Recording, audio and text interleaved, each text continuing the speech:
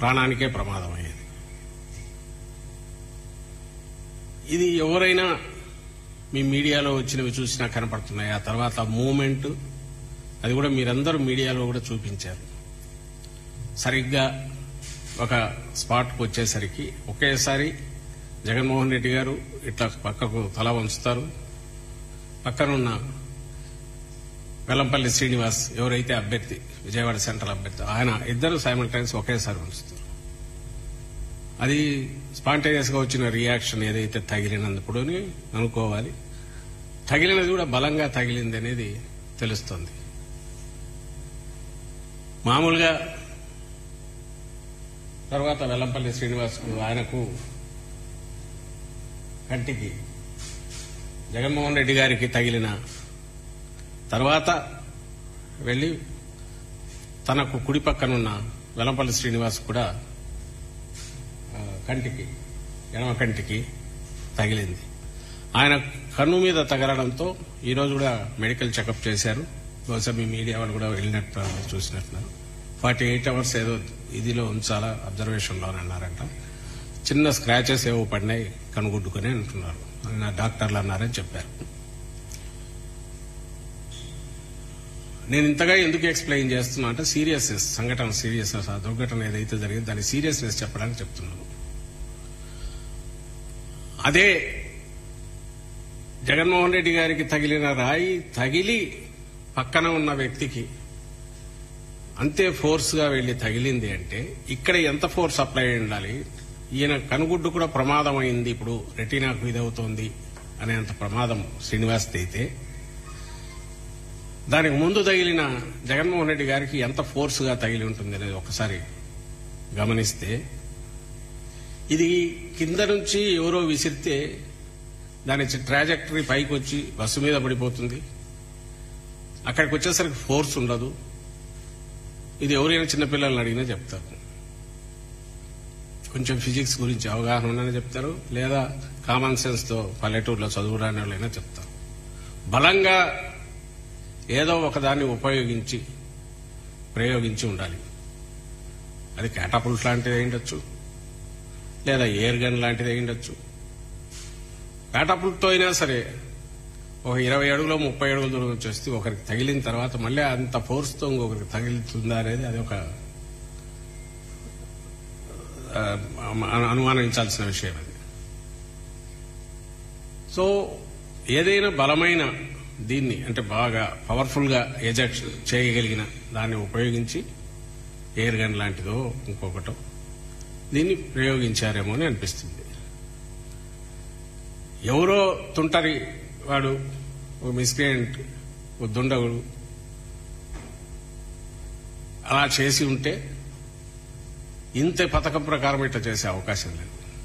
ఇది క్యాజువల్ గా ఎక్కడి నుంచో విసిరినది అనుకోవడానికి లేదు అవకాశం. అలాగే నేరుగా వచ్చి తగలడం, తగిలిన స్పాట్ అది చూశాక ఎవరికైనా భయం వేస్తుంది. రాష్ట్రం మొత్తం వైఎస్ఆర్ కాంగ్రెస్ పార్టీ కార్యకర్తలే కాకుండా అభిమానులు, ప్రజాస్వామ్యవాదులు అందరూ బాధపడ్డారు, ఆందోళన చెందారు.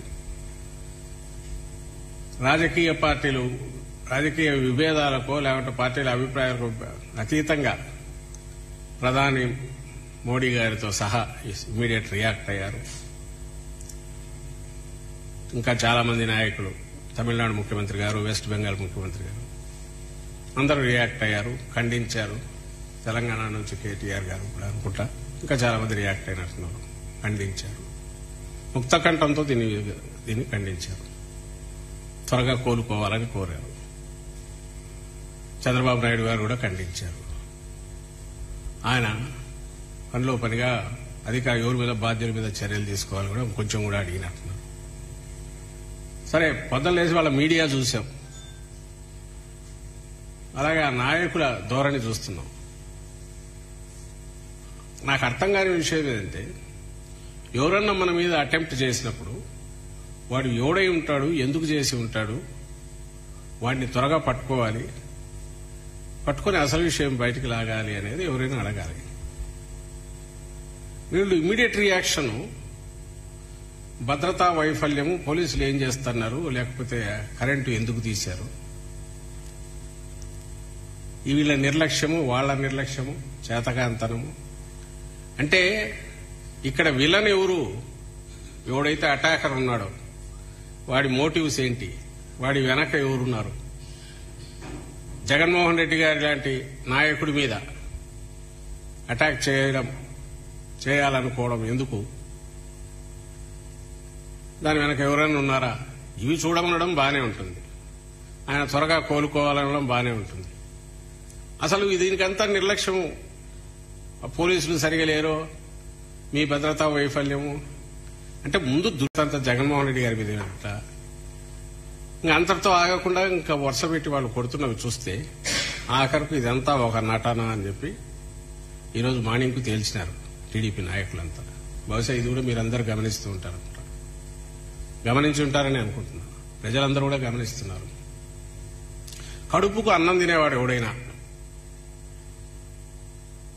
మెడకాయ మీద తలకాయ ఉండేవాడు ఎవడైనా అలాంటి మాట మాట్లాడగలరా?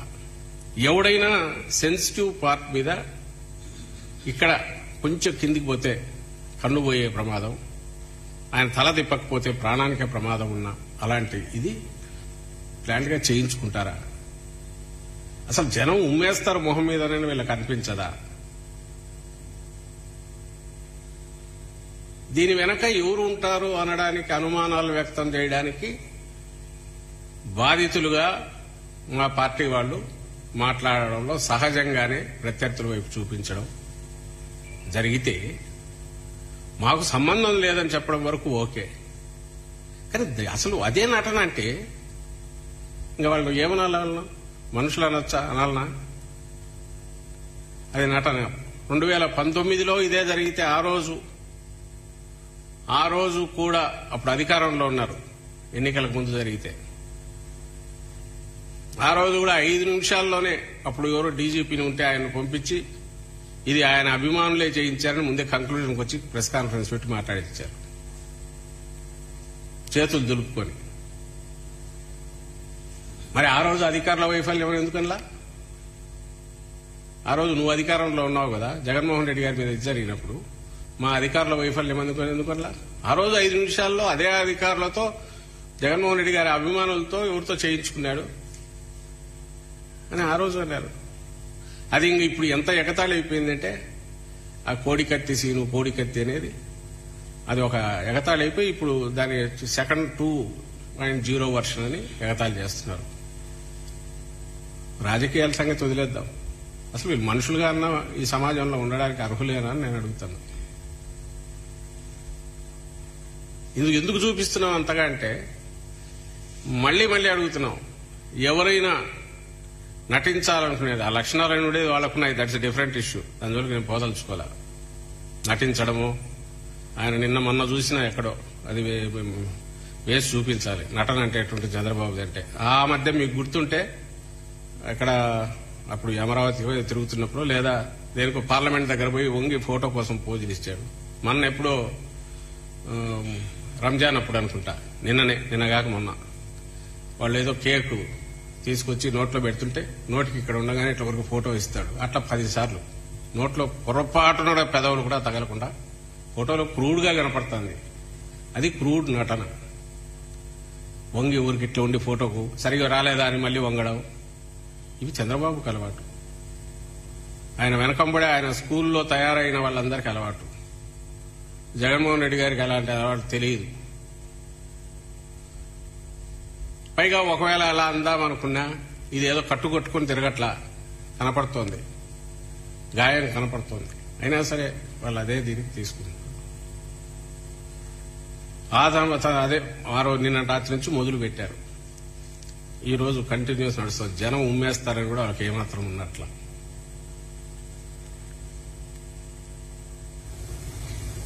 చంద్రబాబు మీద అప్పుడెప్పుడు 2003లో అలిపిరి జరిగింది, ఎవడు అనలే. భద్రతా వైఫల్యం కూడా మా వాళ్ళు ఎవరు అనలే. అప్పుడు రాజశేఖర రెడ్డి గారు, అప్పుడు కాంగ్రెస్ అనుకో, రాజశేఖర రెడ్డి గారు ఉన్నారు. రాజశేఖర రెడ్డి గారు వెళ్లి సంఘీభావంగా మౌన దీక్ష చేశారు తిరుపతిలో. ఇంకెవ్వడు టీడీపీ వాళ్ళు కూడా చేయలే.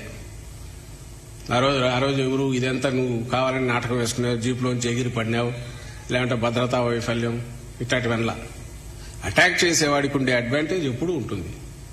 అది ఎంత భద్రత ఏది ఉన్నది ఉంటుంది, అది సెకండరీ ఇష్యూ. అలాగే ఎన్నికల సమయంలోనూ ఇలాంటి ప్రచారంలోనూ జనంలో ఉండడం అనేది అంతే సహజం. జనంలో ఉంటారు. వీలైనంత వరకు ఆ కల్చర్ డెవలప్ కాకుండా రాజకీయ పార్టీలు అనేవి ఒక సంయమనంతోనూ లేదా ఆ ధోరణులు, అది ఎవరికైనా డేంజరే. అందరూ గ్లాస్ హౌస్ లో ఉండేవాళ్ళే. పొలిటికల్ పార్టీస్ అన్నీ కూడా ఫస్ట్ ఒక గేమ్ రూల్ వచ్చి ప్రశాంతంగా కావాలనుకున్న మాటలు మాట్లాడుకోవాలి తప్ప పొరపాటును కూడా ఇలాంటి వాటికి పోకూడదు అని ఎందుకు అనుకుంటాయంటే ఎందుకంటే జనంలో ఉండాలి కాబట్టి వాళ్ళు. ఇదే తెలియకి చంద్రబాబు మీద కూడా ఎవడన్నా ప్రయోగించవచ్చు, ఇంకోటి ప్రయోజనం కావాలని ఎవరు కోరుకోరు. ఎందుకు కోరుకోరంటే అది ఈ రోజు ఒకటి మీద పడింది, రేపు ఇంకోరి మీద పడుతుంది, ఇంకోరికి జరుగుతుంది కాబట్టి అందరు ఖండిస్తారు. నిన్న జగన్మోహన్ రెడ్డి గారు ఏదైనప్పుడు ఇమ్మీడియట్ రియాక్షన్ అందుకే అంత ఇదిగా వచ్చింది కంట్రీ వైడ్. ఒక్క తెలుగుదేశం పార్టీ నాయకుల నుంచి తప్ప. ఇంకా నాయకులకు ఆ కార్యకర్తలకు ఇది ఇలాగే కంటిన్యూ కమ్మని చెప్పడమే కదా. నేను వాళ్ళకే ఎందుకు అంటున్నానంటే జగన్మోహన్ రెడ్డి గారి బస్సు యాత్ర మొదలయ్యాక దాన్ని చూసి ఎవరైనా కొంచెం ఇదైనా దాని ప్రభావం ఎవరి మీద నెగటివ్ గా ఇబ్బందికరమైన పరిస్థితి క్రియేట్ చేస్తుంది ఎవరికంటే తెలుగుదేశం పార్టీకి, ఆ పార్టీతో అసోసియేట్ అయిన ఇతర పార్టీలకు కార్యకర్తలు. ఆయనతో పాటు ఉన్న దత్తపుత్రుడి పార్టీ కావచ్చు, భారతీయ జనతా పార్టీ కావచ్చు. ఇందులో తెలుగుదేశం పార్టీనే లీడ్ పార్టీ. వాళ్ళు ఏదైతే అనుకుంటూ వచ్చారో జగన్మోహన్ రెడ్డి గారు బయటకు వచ్చినాక సిద్ధం సభలు సక్సెస్ గాని, ఆ తర్వాత ఇప్పుడు మేమంతా సిద్ధం సభలు సక్సెస్, రోడ్ షో జరుగుతున్న చూశాక వాళ్ళ లోపల బలమైన కోరిక రాయలసీమ దాటిన తర్వాత తగ్గుతూ వస్తుందేమో అనుకుంటే దానికి మించి మరింత ఇదిగా ఇక్కడ జనం రావడం చూస్తుంటే కొంచెం వాళ్ళకి ఇబ్బందికరమైన పరిస్థితి. ఆ ఇబ్బందికరమైన పరిస్థితి వచ్చినప్పటి నుంచే చంద్రబాబు నాయుడు టోన్ మారింది. రెచ్చగొట్టడం కూడా కనపడుతుంది. ఒకసారి అది వేసి చూపించు. ఆయన స్పీచ్ వేసి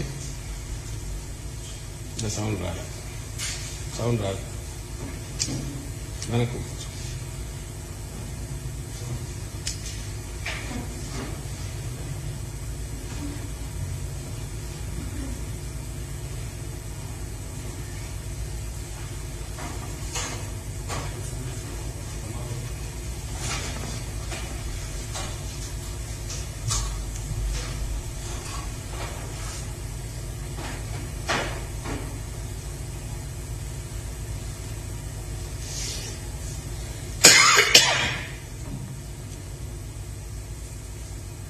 రోషం వచ్చింది.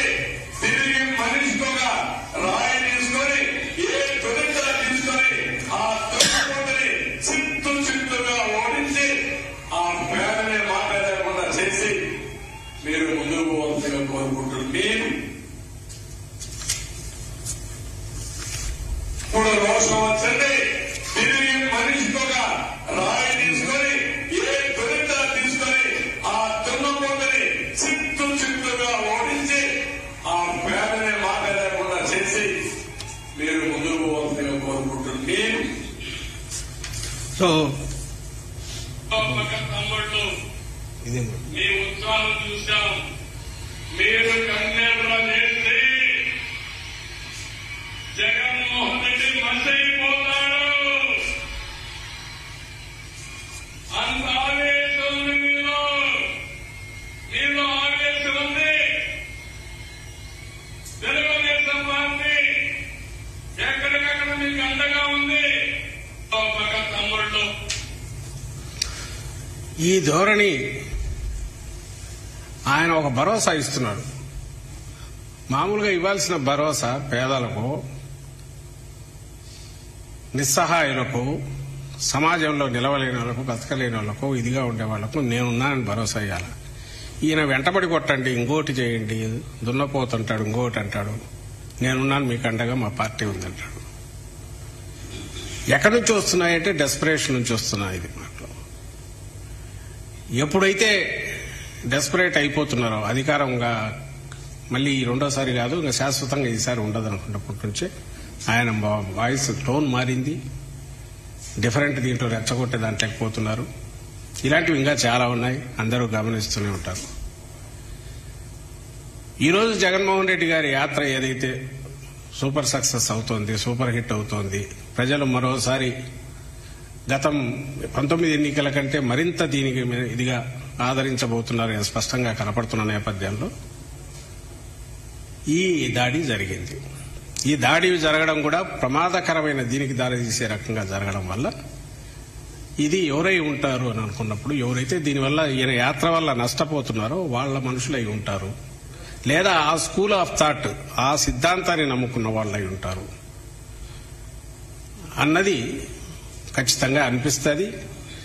దానికి తోడు భుజాలు తడుకోవడం వాళ్ళు మొదలుపెట్టి డ్రామాలు ఆడడం దగ్గర నుంచి లేదా భద్రతా వైఫల్యం ఇంకోటేదో క్రియేట్ చేసి మాట్లాడడం ఇవన్నీ చూశాక ఆ మీడియా గాని వాళ్ళు గాని ఈరోజు ఆ సోషల్ మీడియాలో వస్తుంది చూశాక వీళ్లే అయి ఉంటారనేది ఖచ్చితంగా అనిపిస్తుంది. ఒకటి జరిగిన దాన్ని క్యాజువల్ గా జరిగింది కాదని ఎందుకు అంటున్నాం అంటే ఆ ఫోర్స్ చూసి అంటున్నాం. కొద్దిగా అయితే ప్రాణానికే ప్రమాదం అయ్యే రకంగా దాడి చూసి గురి చూసి మరీ కొట్టడం బట్టి అంటున్నాం. అక్కడ ఉన్న పరిసరాలు దానికి అనుకూలంగా అనువుగా ఉన్నందువల్ల అంటున్నాం. ఇది cold blooded planned murder attempt అని మేము అనుకుంటున్నాం. అదృష్టం బాగుండి ఆయన బయటపడ్డారు. 2019 కూడా కొంచెంలో ఇదే ఉంటే అదే మెడ మీద ఆయన తల ఇటు తిప్పకుండా ఇది ఉండి ఈ మెడగన తగిలి ఉంటే అప్పుడు ప్రాణానికి ప్రమాదం అయ్యేది. ఈ రోజు కూడా అప్పుడు నిన్న దాంట్లో చూస్తే కూడా ఆయన కుడివైపు కొంచెం ఇటు తిరక్కపోతే స్ట్రైట్ ఉంటే కన్నుకు తగిలిన ప్రమాదం అయ్యేది. కేవలం లక్ అదృష్టం ఆయన వైపు ఉండి ఆయన ఎప్పుడూ నమ్మే దేవుడి ఆశీస్సులుండి జగన్మోహన్ రెడ్డి గారు ఈరోజు క్షేమంగా ఉన్నారు. ఇలాంటి సమయంలో వాళ్ళు మాట్లాడే మాటలు చూస్తుంటే ఆయనకు ఏం జరగలేదనే బాధనో ఇట్లాంటివి కనపడతాయి. సక్సెస్ఫుల్ గా యాత్ర జరుగుతోంది, ఇలాంటివి చేయడం వల్ల ఆయన హెజిటేట్ చేసి లోపల ఉంటారు, బస్సులో కూర్చుంటారనన్నా ఉండాలి, జనంలోకి రాకుండా ఆపగలమనన్నా ఉండాలి. ఏదో ఆలోచన ఒక ప్లాన్ దీంతో జరిగింది. కానీ ఇలాంటివి ఏవి ఆపలేవు.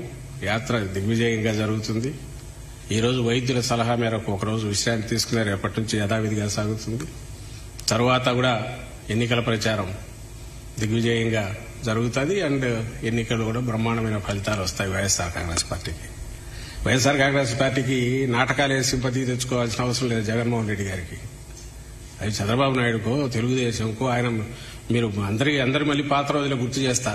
2003 అలిపిరి సంఘటన జరగగానే దెబ్బకు సింపతి దాంతో 4లో రావచ్చని అర్జెంటుగా ఎన్నికలు అదేది అసెంబ్లీ రద్దుకు సిఫార్సు చేసి కూర్చున్నాడు. 3 నెలలు ఒక చేతి కట్టుకొని రోజు బస్సుల్లో జనాన్ని తెచ్చి వాళ్ళందరి దగ్గర చాలా నిస్సహాయుడిలాగా ఇదిగా ఉన్నట్టు నిలబడి అప్పుడు చేశాడు. ఇవన్నీ చేశాడు చంద్రబాబు నాయుడు. కానీ ఆ ఫలితం ఏం రాలా. ఎందుకంటే ఆయన క్యారెక్టర్ అందరికీ తెలుసు. ఇంకోటి నేను సీరియస్ గా చెప్తున్నాను, Chandrababu Naidu school of thought ఆయన సిద్ధాంతంలోనే ఆయన రాజకీయ సిద్ధాంతం దాంట్లోనే ద్వేషం పెంచడం, అలజడి సృష్టించడం, రెచ్చగొట్టడం,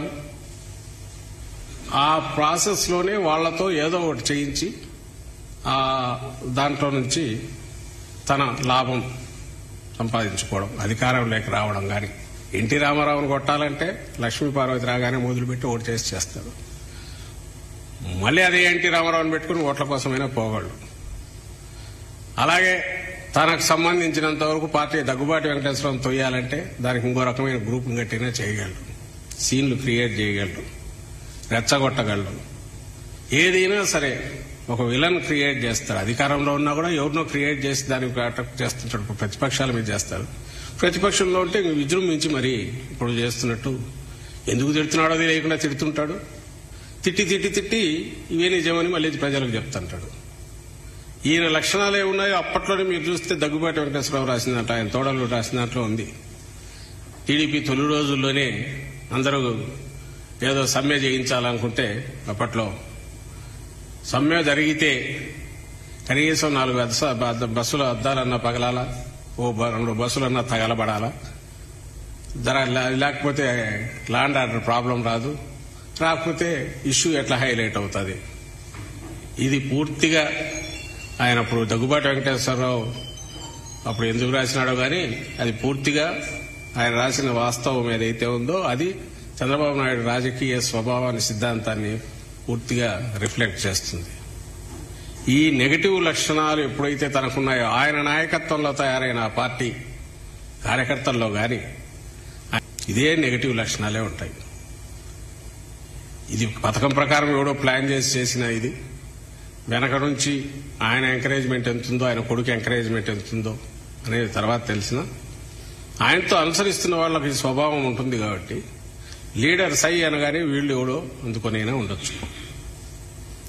నేను ఇంతగా ఎందుకు చెప్తున్నానంటే ఈ జరిగిన దానికి సంబంధించినంత వరకు బాధ్యత ఏదైనా ఉంటే ఆ పార్టీ వాళ్ళదే ఉంటుంది. మిగిలింది దర్యాప్తులు తేలితే బయటికి రాక తప్పదు. ఎవరు దోషులో వాళ్ళ వెనక ఎవరున్నారనేది ఖచ్చితంగా బయటకు వస్తుందని ఆశిస్తున్నాం. కానీ ఇలాంటి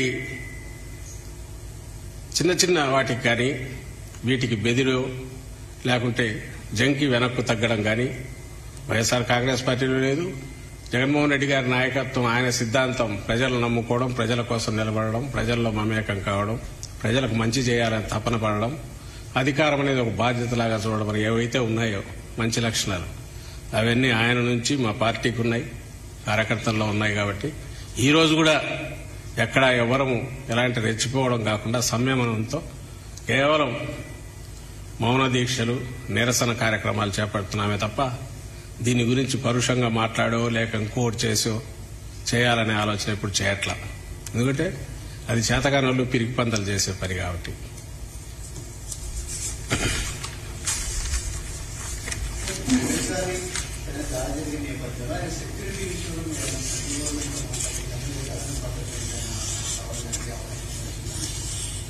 ప్రజలు నమ్ముకుని ఉన్న నాయకుడు జగన్మోహన్ రెడ్డి గారు ప్రజల్లో ఉండడము అనంటే సెక్యూరిటీ సాధారణంగా ఎంత అవసరమో అంతవరకే తప్ప ఎక్కువ పెట్టి భద్రత అనేది ఒక బందికానా లాగానో ప్రజలకు దూరంగా చేసేదో కాకూడదని. అలాంటి దానికైతే ప్రజల్లోకి పోవడం ఎందుకు? ప్రజలకు దగ్గరగా పోవాలని అనుకుంటున్న నాయకుడు ఎప్పుడు ఇలాంటి వాటికి బెదురు లేకపోతే సెక్యూరిటీ ఎట్లా పెంచుకోవాలని చూసి దానివల్ల ప్రజలకు దూరం అయ్యే పరిస్థితి తెచ్చుకోరు. దానికి పోవు. అట్ ది సేమ్ టైం జాగ్రత్తగానే ఉంటారు. ఎంత జాగ్రత్తగా ఉన్నా ప్రజల్లో ఉన్నప్పుడు ప్రజలకు ఇలాంటి ఎవరికైనా ఇలాంటి అభిప్రాయం ఉన్నా కూడా ఇలాంటివి రాకుండా ఉండే లక్షణం, అభిప్రాయ భేదాలు ఉండొచ్చు కానీ ఇలా విద్వేషంగానో ఇంకో రకంగా వ్యవహరించకూడదు అనే లక్షణం రాజకీయ పార్టీలన్నీ కూడా చైతన్యం అది ప్రజల్లో తీసుకొని రావాలా. మన దురదృష్టవశాత్తు ఇక్కడ తెలుగుదేశం పార్టీలో అది లేదు. మిగిలిన చోట్ల అన్ని చోట్ల రాజకీయ పార్టీలు ఉన్నాయి. ఎక్కడో మరి ఇంకా ప్రజాస్వామ్యం ఇది పూర్తి తెలియని బ్యాక్వర్డ్ దీంట్లో ఉంటాయి కానీ ఇలాంటి లక్షణాలు అంటే మనం ఆర్గ్యూ చేయలేము. పోటీ పడేది ప్రజాస్వామ్యం నుండి గేమ్ రూల్స్ ప్రకారం పడలేము. ఇతర పద్ధతుల్లో వీటిని చేయాలనుకునే లక్షణాలు చాలా కొద్ది చోట్లనే ఉంటాయి. మంది ఎవాల్వ్ అయ్యి 70 ఏళ్లు దాటింది. అవి ఉండకూడదు, వాటికి చోటు ఉండకూడదు. అట్లీస్ట్ రాజకీయ పార్టీ నుంచి ఉండకూడదు. రాజకీయ పార్టీలో దీని మీద లేకుండా అవుట్ సైడ్ తీసుండే వాళ్ళు ఎవరన్నా చేసినంటే అర్థం ఉంటుంది కానీ వీళ్ళెవరు చేయకూడదు. చేస్తే అది ఈరోజు ఇక్కడే మొదలైతే ఇంకో దగ్గరికి వస్తుంది. అట్లా సంయమనంతో ఉండడం అనేది ఒక పరస్పర ఒకరు రెస్పెక్ట్ ఇచ్చుకోవడం ద్వారా ఉండాలి తప్ప దీనికోసం భద్రత పెంచుకొని ఉండడం అంటే ప్రజలకు దూరం కావడమే అవుతుంది.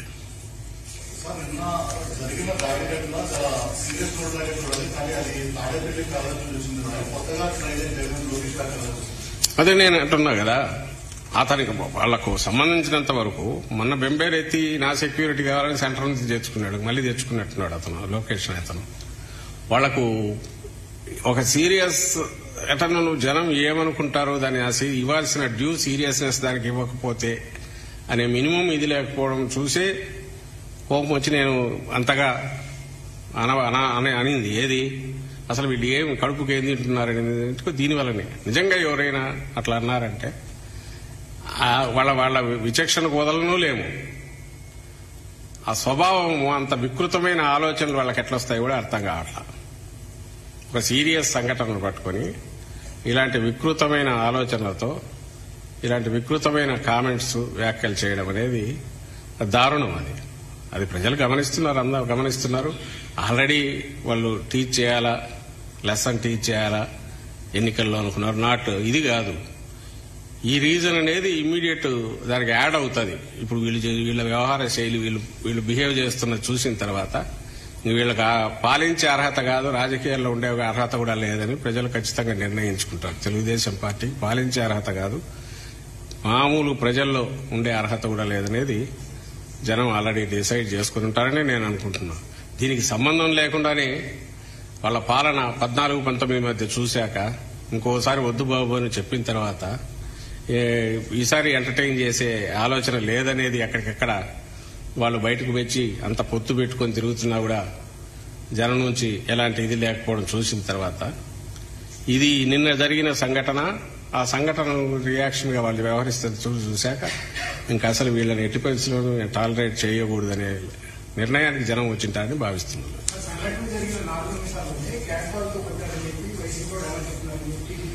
4 నిమిషాల్లో లేదే, అసలు ఫొటోస్ రిలీజ్ చేసిందే మేము అరగంట పైన. నేను ముందే చెప్పాను కదా, అసలు ఇవాళ నానేది ఫస్ట్ అనుకున్నాం.